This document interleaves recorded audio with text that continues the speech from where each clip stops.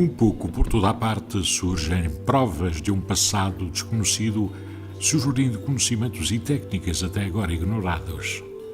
Monumentos como Stonehenge, as pirâmides do Egito e outros complexos edificados por todo o mundo, apesar de amplamente estudados, apenas têm adensado o mistério sobre o seu propósito e como foram feitos. Os templos de Göbekli Tepe, descobertos no sudoeste da Turquia e construídos por volta do 11º milénio a.C., deixaram a comunidade científica em choque por revolucionarem o conhecimento do Neolítico e as teorias sobre o início da civilização. Amplamente difundidos pelos novos meios de comunicação, vestígios de civilizações muito anteriores ao que se julgava são agora frequentes. A história da humanidade está a ser reescrita.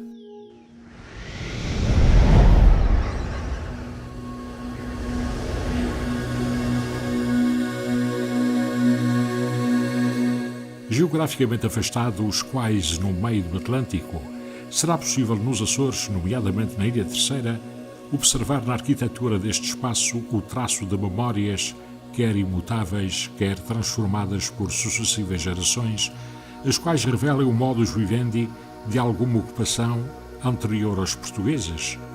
Antonieta Costa acredita que sim. E para isso tem há já longos anos calcorreado este espaço na busca incessante de vestígios que corroborem essa possibilidade.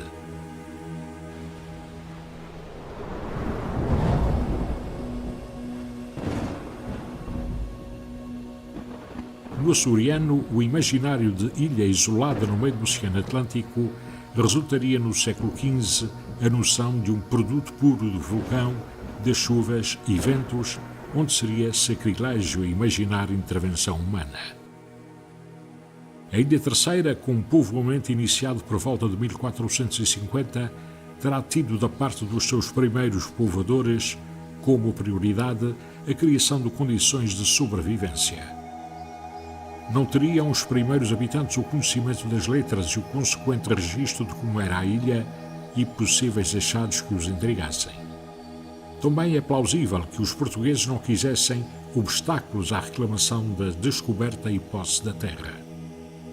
A distância geográfica a que os Açores e, consequentemente, a Terceira ficam do continente obstou a que nem se tenha considerado a hipótese de alguma vez este arquipélago ter sido habitado anteriormente.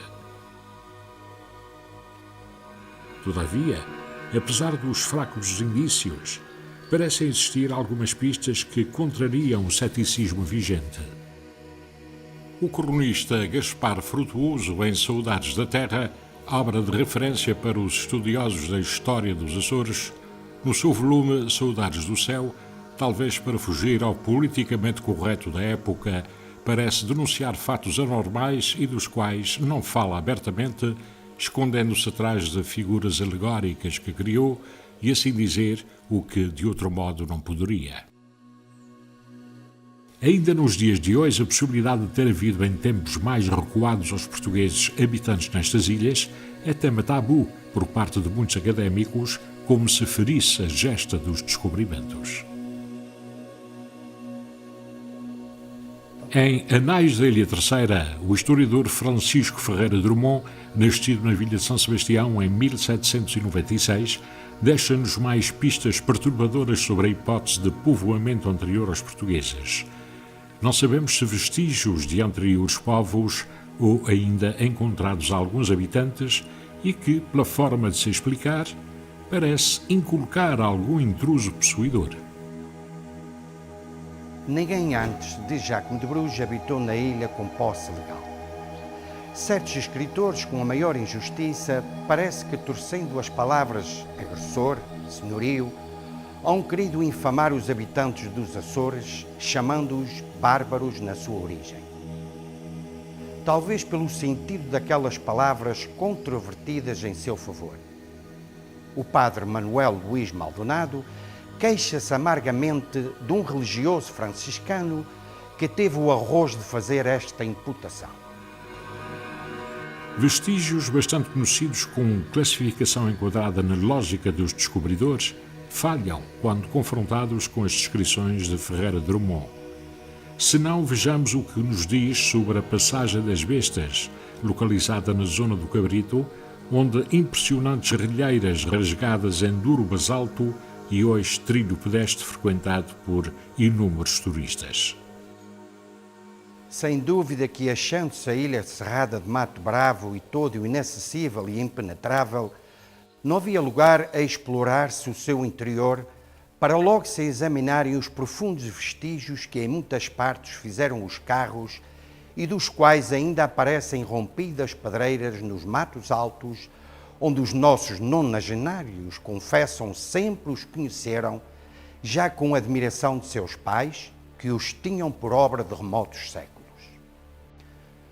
Ora, o que mais nos decide para acreditar que esses vestígios não são dos portugueses, nossos avós, é uma sentença proferida pelo corregedor Luís da Guarda a 22 de outubro de 1518 e diz assim, que a ilha estivera muitos anos cerrada de Mato Bravo e somente haviam 50 anos se lhe tinham feito 3 caminhos, que um deles ia por beira-mar à vila de São Sebastião e outra acima dela para a cidade de Angra e ainda outra para o mar. Na Grota do Medo, localizada na freguesia de Posto Santo, sobranceira à cidade de Angra, e sobre um maciço traquítico resultante do vulcão Guilherme Muniz, um conjunto de achados impressionam pela notável tipologia de construção dolomética. A origem do nome Grota do Medo permanece um mistério, sabendo-se apenas que Gaspar Frutuoso, no livro VI das Saudades da Terra, referiu a interdição exarada em despacho camarário e imposição de multa a quem ousasse aventurar-se nestes terrenos.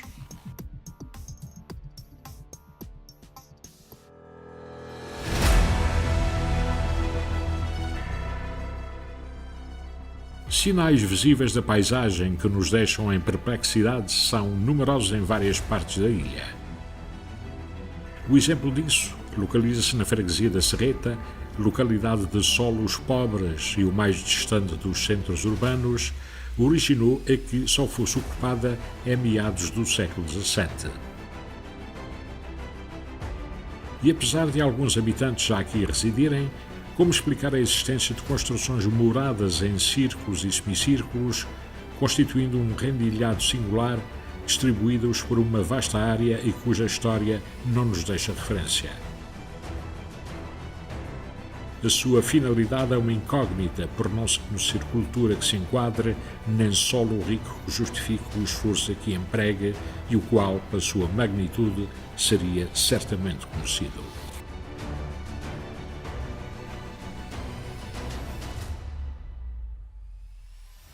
O reconhecimento topográfico desta zona da Serreta, aplicando tecnologia LIDAR, de certo nos daria uma mais preciosa e elucidativa visão deste empreendimento de difícil visualização por estar completamente coberto de vegetação de grande porte.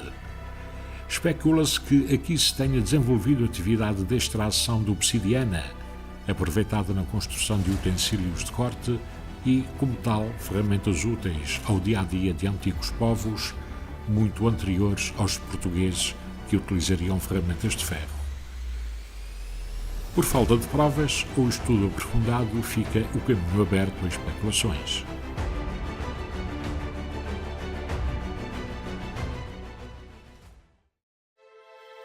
Comum na paisagem, o maroiço, em inglês cairn, provém do gaélico escocês e refere-se a amontoados de pedra seca, podendo a sua construção variar em tamanho e complexidade.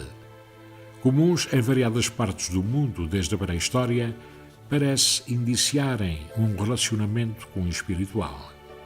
Nos Açores, aos maroiços não se atribui nenhum outro propósito que não o da limpeza das terras para fins agrícolas e muitos tiveram sem dúvida essa funcionalidade.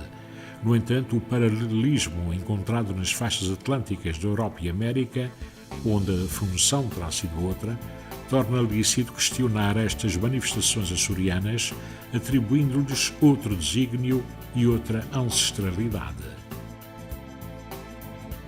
Datados a milhares de anos, os cairns existentes na costa atlântica francesa e também nas Canárias destacam-se pela sua monumentalidade e o seu estudo leva a querer servir em práticas espirituais ou funerárias. O cairn de Barnagné, em França, é um monumento proveniente do Neolítico com aproximadamente 4.800 anos. Outro belo exemplar é o cairn Gavrini, situado numa ilha com o mesmo nome, construído muito antes de Stonehenge, há 6.000 anos. Apesar de imensamente estudadas, as suas gravuras e inscrições nunca foram decifradas. As suas silhuetas são familiares para quem conhece os baroiços situados na Madalena, na Ilha do Pico, e apesar de estudos divergentes quanto à sua origem, parece lógico concluir que são apenas o resultado de um trabalho laborioso na necessidade em conseguir umas nesgas de terra cultivável. Ninguém possui dados conducentes a uma sentença e argumentadores pós e pré-povoamento, mesmo com argumentação racional e aparente fundamentação, afirmam ser convicção sua, o que lhes retira o direito de insultar convicção alheia. As duas teorias talvez perdurem no tempo e a discussão beneficia a necessária preservação a que estes baroiços têm direito. Fica-nos, porém, um jogar de exclamação por estas construções replicarem padrões e tipologias em paragens tão distantes e comprovadamente recuadas no tempo.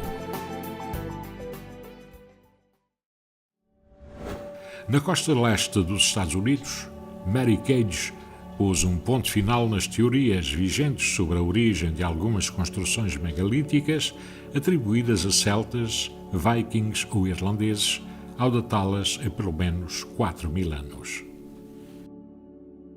Voltando à Ilha Terceira, encontramos na Serra da Ribeirinha exemplares em tudo idênticos a outros profusamente disseminados pela costa atlântica norte-americana e parecendo enquadrar-se no conceito de megalitismo e ligados a práticas ritualistas. Nos cairns americanos, embora muitos deles também já muito danificados, era usual ter a encimá-los uma pedra de quartzo. Na Ilha Terceira não foi identificada esta característica, embora não saibamos se alguma vez existiu, não com quartzo, mas talvez com vidro vulcânico ou outra característica simbólica.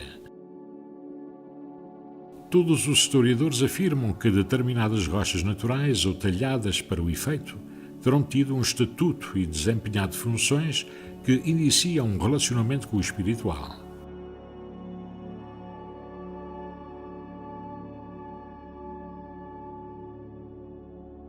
Mesmo o catolicismo, abolindo práticas pagãs, parece ter adotado esta crença mediúnica ao utilizar no altar a chamada pedra de Ara, sem a qual a Eucaristia não se realiza.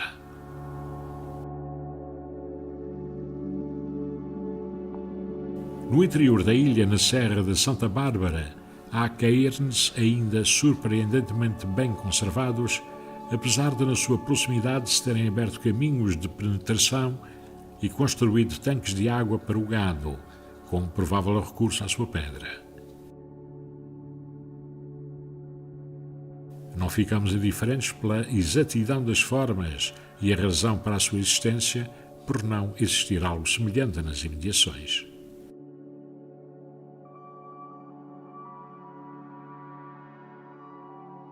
A limpeza do terreno não é convincente, uma vez que a escassos metros existe uma grota onde a pedra não necessária poderia ser depositada, com menos esforço, e também não foram feitos muros, como praticado noutros locais.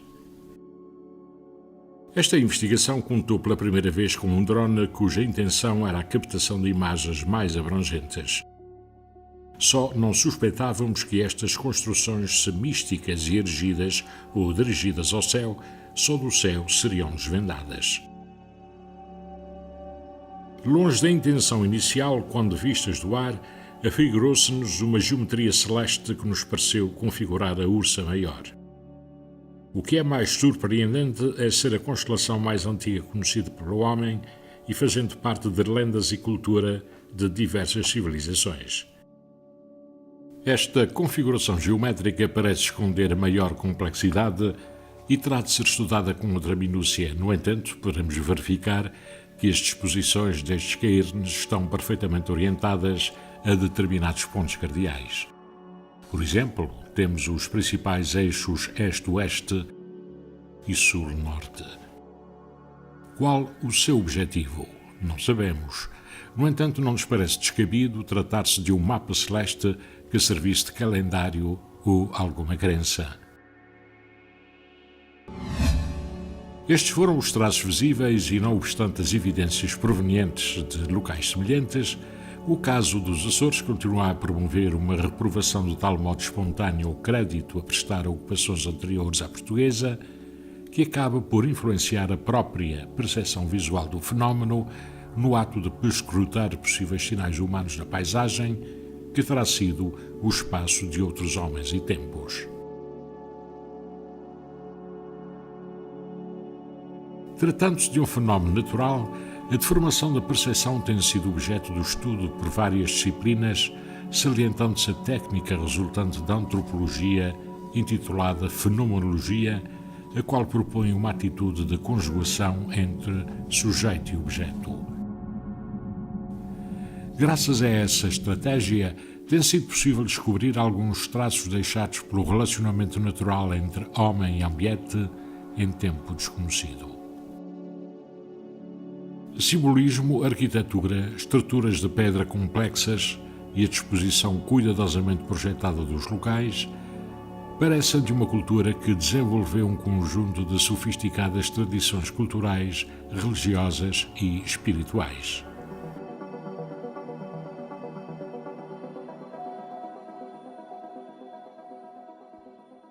Num conjunto de provas físicas localizadas próximo da freguesia de São Sebastião, na Ilha Terceira, ao longo de um percurso com aproximadamente 3 km, identificam-se 7 grupos de formações geológicas específicas, geograficamente distintas e acompanhadas de artefactos e outras gravações na rocha, como construções paisagísticas de um passado desconhecido, para cuja observação se necessita de aplicar a técnica fenomenológica de perda de preconceitos. Ao fazerem parte do seu espaço de influência direta, algumas das construções destes grupos têm leituras distintas que vão para além da mera observação.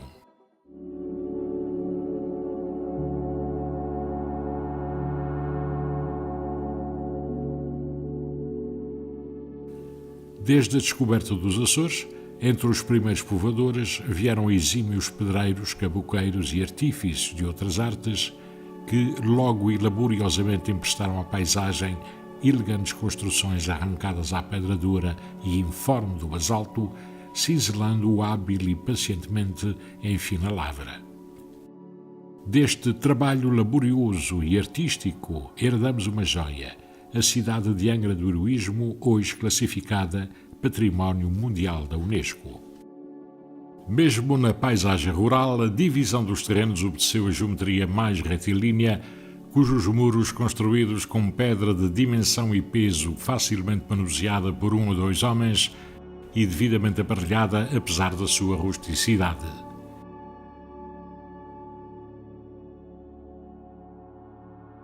Em contraste e irradiando a partir de centros onde se encontram manifestações que parecem indiciar práticas ritualistas, encontramos uma faixa de apenas 3 km junto à Serra do Cume, alinhamentos de megalitos cuja tipologia não difere da forma e dimensão de outras formações no continente europeu. Em Carnac, na França, existem pouco mais de 3.000 desses megalitos. Aqui na Serra do Cume, foram contados pelo menos 4.000, com apenas metade do percurso feito. Estas pedras, variando entre o quadrangular e a forma cônica, obedecem à tipologia caracterizada de menhir e aos quais alguns investigadores chamam bétilos, conferindo-lhes assim a sacralidade atribuída a determinadas pedras. Bétilo é uma palavra de origem semítica que significa casa de Deus. Supõe-se que os povos antigos acreditavam existir nesses bétilos vida divina e, por conseguinte, eram venerados. Parece não existirem dúvidas quanto ao simbolismo mágico ou religioso atribuído a estas pedras, uma crença muito antiga e vinda não se sabe de que tempo na área cultural.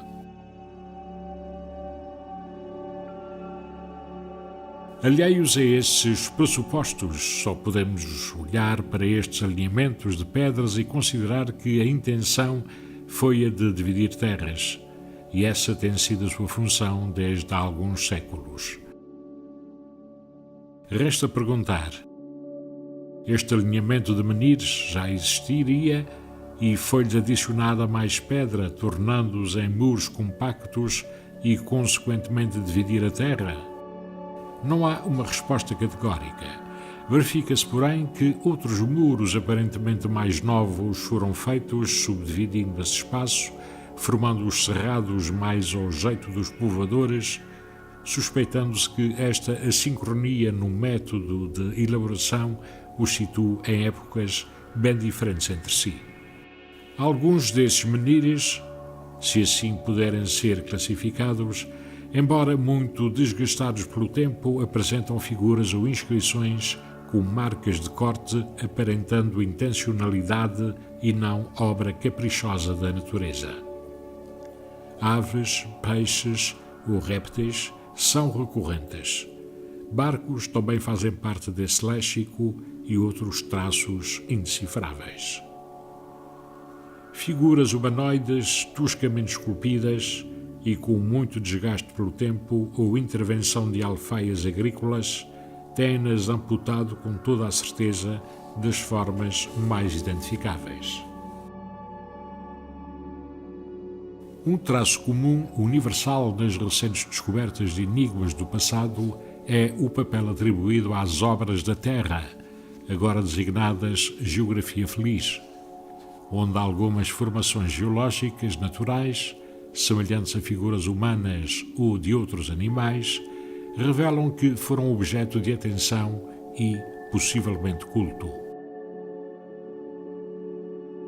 Sabemos existir em Portugal e norte da Europa um vasto folclore sobre este tema. Surpreendente é verificar práticas desse culto na Ilha Terceira, não apenas nos seus aspectos mais primários, mas sugerindo entendimentos sofisticados de simbologias complexas. Este sítio, que é o Grupo 1 da Serra de Cume, é um dos que mais inspiram essa impressão de que terão existido práticas cultuais relacionadas com as rochas. Aqui no Grupo 1 é uma série de repetições de 3 elementos. Aqui na minha frente tenho 3 pias, estas bancadas onde possivelmente as pessoas se sentariam. No centro deste espaço está um grupo principal mais trabalhado de 3 faces, rodeado de várias intervenções antrópicas.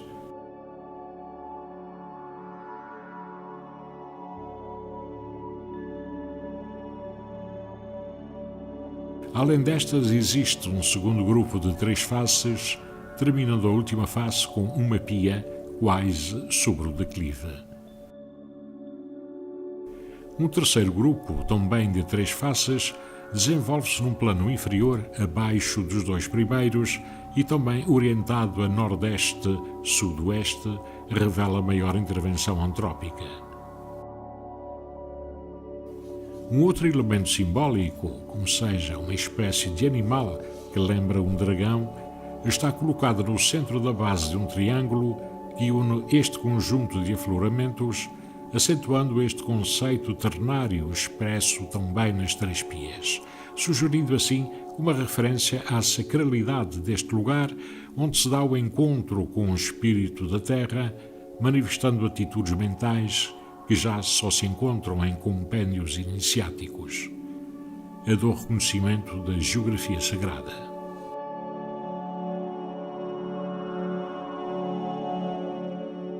Em todas estas construções megalíticas, a pedra usada é composta por alto teor de sílica. Como a sílica é um bom condutor elétrico, terá esta característica algo a ver com o magnetismo terrestre.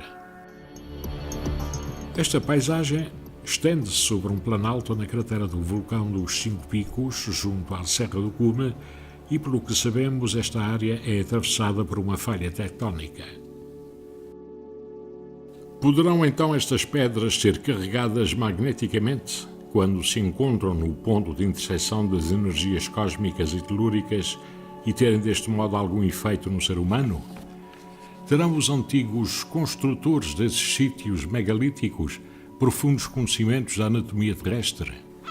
Este tema divide crentes e céticos. No entanto, um grupo de geofísicos e neurobiólogos da Caltech, Instituto de Tecnologia da Califórnia, da Universidade de Princeton e de Tóquio, publicaram em 2019 um estudo cuja conclusão evidencia que o cérebro humano responde de maneira inconsciente a mudanças no campo magnético terrestre. Se considerarmos os conhecimentos sobre esses fenómenos, teremos ao longo desta falha a linha de Ley ou linha do dragão, emanações eletromagnéticas afetando as emoções humanas e operando prodígios na saúde e fertilidade, ou a crença na comunicação entre o mundo dos mortos, o mundo dos vivos e o mundo dos deuses.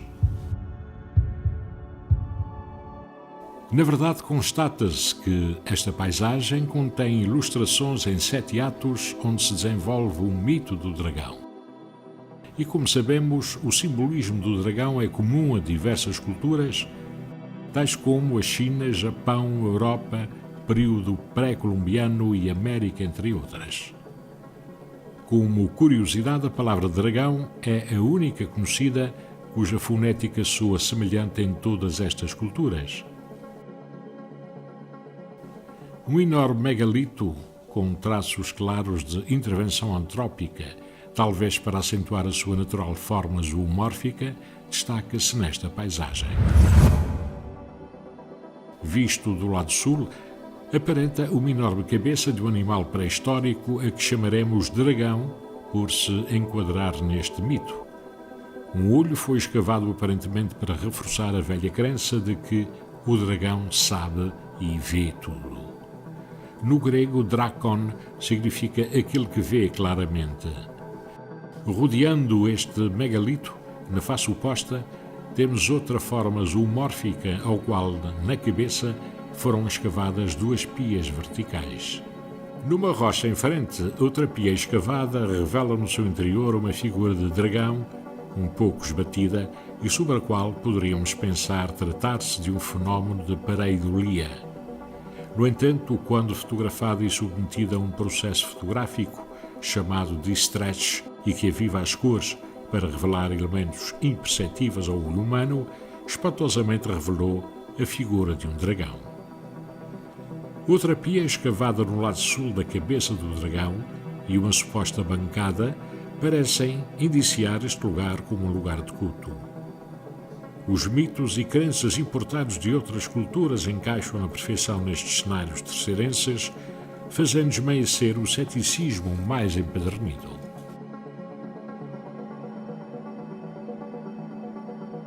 As pias são recorrentes em todos estes supostos centros espirituais e, não se lhes achando utilidade prática, fica aberta à imaginação. Paralelamente a estes alinhamentos cênicos, encontra-se na Serra da Ribeirinha lugares com as mesmas características e aparentemente a mesma finalidade.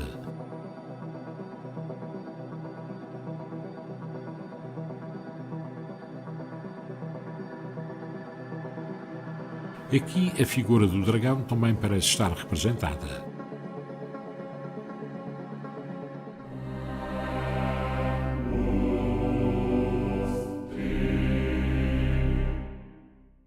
No início desta serra, um pequeno troço lajeado estranha-se por só aqui ser encontrado e, como desemboca no primeiro sítio dos 7 identificáveis com as características que temos estado a desenvolver, Fantasiosamente ou não, imaginamos passando por estas lajes uma procissão inerente a um culto. Este local revela outro achado significativo, uma pia escavada a lembrar um barco ou canoa, cuja extremidade oposta à proa é rebaixada.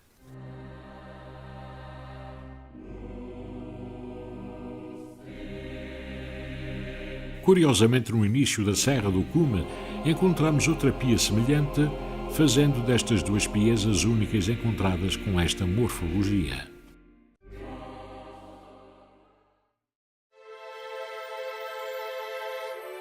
Pias semelhantes, embora menos toscas, encontram-se em lados quase opostos entre o hemisfério norte, nomeadamente numa das ilhas do arquipélago Shetlands, na Escócia, no sítio arqueológico de Jarl Shop, e o hemisfério sul, na cidade perdida na Colômbia. O modus operandi deste programa foi essencialmente dedicado à observação da paisagem, numa inquirição geral nos seus aspectos inopinados ou em contradição com o paradigma civilizacional vigente. Mas o que nos empolga nos achados megalíticos são os que contêm alguma monumentalidade, e aqui parece existir esse desígnio.